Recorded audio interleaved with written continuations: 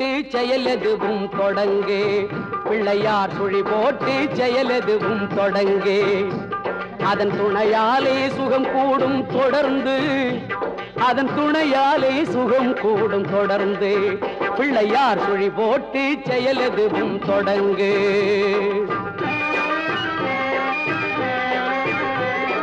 அழியாத பெருஞ்செல்வம் அவனே, தில்லையானந்த கூத்தனின் மகனே. தில்லையானந்த கூத்தனின் மகனே, பிள்ளையார் சுழி போட்டு செயலெதுவும் தொடங்கு.